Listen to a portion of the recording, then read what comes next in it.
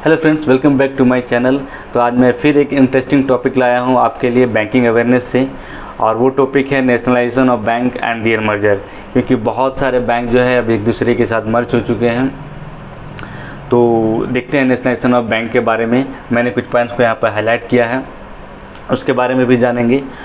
तो nationalisation of bank जो है ये स्टार्ट हुआ आरबीआई से, जब पहली बार आरबीआई को 1 जनवरी 1949 को नेशनलाइज किया गया। उसके बाद आरबीआई के बाद इंपीरियल बैंक ऑफ इंडिया को 1955 में नेशनलाइज किया गया और इसका रीनेम करके कर दिया गया स्टेट बैंक ऑफ इंडिया, जो अभी का सबसे बड़ा पब्लिक सेक्टर बैंक है। उसके बाद जो मेजर रिफॉर्मेशन हुए बैंकिंग सेक्टर में, बैंकिंग के नेशनलाइजेशन को लेकर के, वो हुआ 1969 में, जब 19 जुलाई 1969 को 14 मेजर बैंकों को नेशनलाइज किया गया। यहाँ पर मैं बता दूं कि बिफोर नेशनलाइजेशन, मतलब जब नेशनलाइजेशन नहीं हुआ था इन बैंकों का, तो इन बैंकों को मैनेज किया जाता था प्राइवेट एंटरप्रेन्योर्स द्वारा। मैंने पहले पॉइंट में लिखा भी है कि before nationalisation all the commercial banks in India were manage by private entrepreneurs. तो बिफोर नेशनलाइजेशन ये प्राइवेट एंटरप्रेन्योर्स द्वारा मैनेज किया जाते थे, लेकिन नेशनलाइजेशन के बाद इसको गवर्नमेंट ऑफ इंडिया ने अपने अंदर ले लिया और फिर ये गवर्नमेंट ऑफ इंडिया द्वारा रन होने लगा। तो पहला जो फेज 1 था बैंकों के नेशनलाइजेशन का था, वो हुआ था 19 जुलाई 1969 को, जिसमें इन 14 बैंकों को नेशनलाइज किया गया था उस समय के प्रधानमंत्री इंदिरा गांधी की सरकार द्वारा।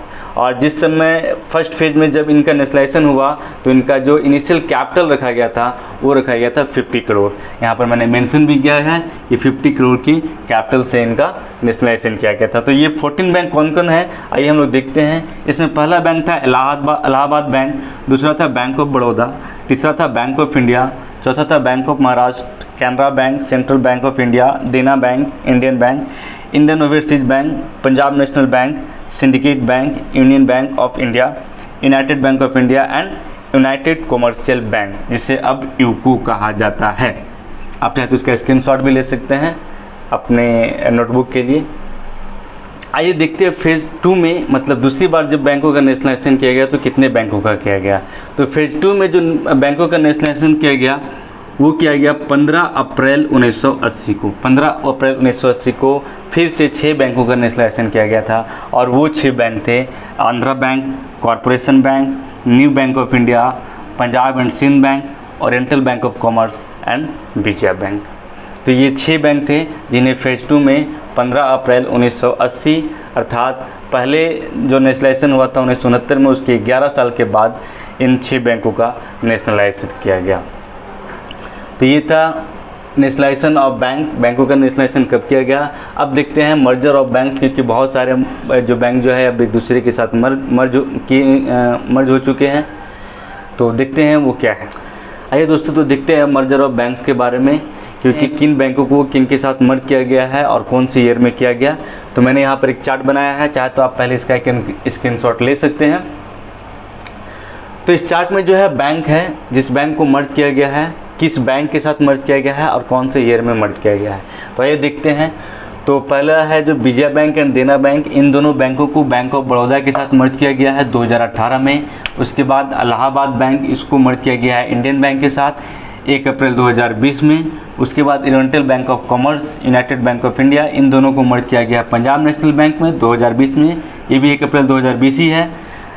आंध्रा बैंक, कॉरपोरेशन बैंक, इन दोनों को मर्ज किया गया है यूनियन बैंक ऑफ इंडिया के साथ, ये भी 1 अप्रैल 2020 को। सिंडिकेट बैंक को कैनरा बैंक के साथ 1 अप्रैल 2020 को।